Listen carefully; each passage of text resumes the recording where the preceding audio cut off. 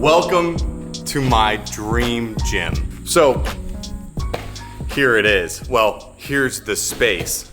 I'm gonna be taking you through my entire garage rebuild process, turning it into the ideal, the perfect home gym for me and Perry. First things first, the starting point. It's a 2-car garage, about 450 square foot.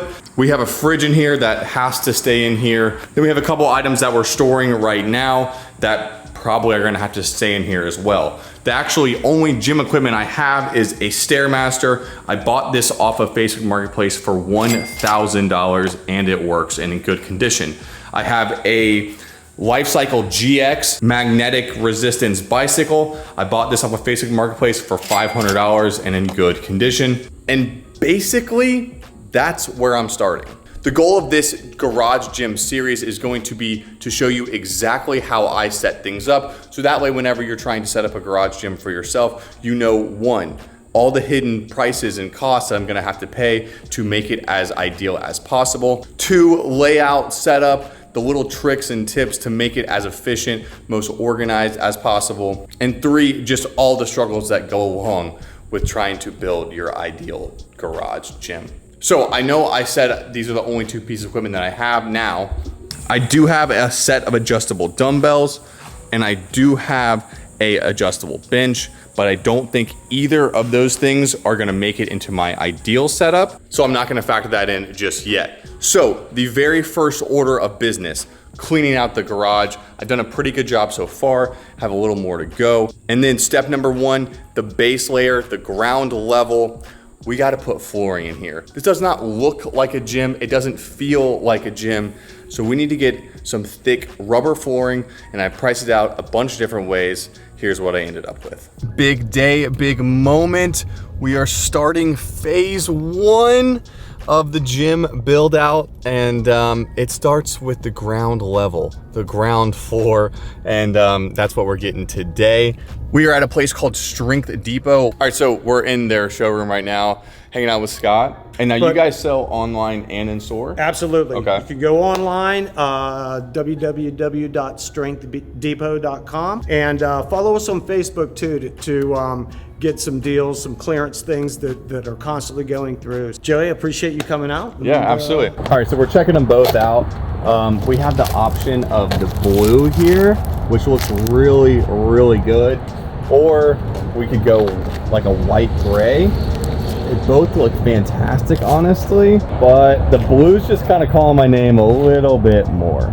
All right, all said and done, we have 5 rolls of the blue flooring ready to go in the garage. So I told you part of this series, I wanted to be honest up front, break down all the costing for you. I went back and forth on whether I wanted to buy this stuff new from these guys or buy it used from a reseller. And there were a couple good options, but one, once this stuff starts to wear, it has a tendency to like wear kind of rapidly in a sense that like it gets thinner and thinner and thinner and more of the black like rolls off. So I could have paid about $600 for the entire garage, but instead I chose to buy it from here and I ended up paying $1,000. Is it a little bit more? Yeah, almost double. But I'm getting a new product. I'm buying it from a company instead of just some random guy off Facebook Marketplace. And I feel like in this case, well worth spending the premium. And I couldn't pick my own color if I bought it from Facebook. So overall, happy with the purchase. Let's pray it goes in smoothly. So we're back home and I have the flooring all here. Here's something else I did not think about. So you have your rolls of flooring. They are 4 foot by 25 foot. My garage width-wise this way to this way, 22 and some inches. Lengthwise, this way to this way, 22 and some inches. So no matter which way I do it, I'm gonna be left with a gap. Technically only have 20 foot of one way and then 25 of another way. So I'm gonna try and run the rubber this way. So that way I'm able to put a strip, a slope down strip, like a transition piece running along this right here. All that said and done, let's set some flooring. All right, so a couple key notes that I found while putting this all in is one, I don't think I had the right tools to cut it. I was just using a box cutter and using kind of chalk to line out my cuts. Did not end up with very clean or straight cuts, which one made it very difficult. And two, I definitely realized that no matter what area you're working with, it's never going to be straight. The gap I'm about to show you is 11 inches on one side and 13 and a half on the other side of the garage. So that made it a little difficult as well. Ideally, I think if I were to do this over again, I would take the exact measurement, cut it outside of the garage, then lay it in, and hopefully it would fit a lot better. But regardless, we did it, we got it done, and this is how it turned out. All right, quick update. All of the flooring is now down, and I say all of it, but I do have this little strip back here to do, and I still need to cut this piece and tape these two pieces down.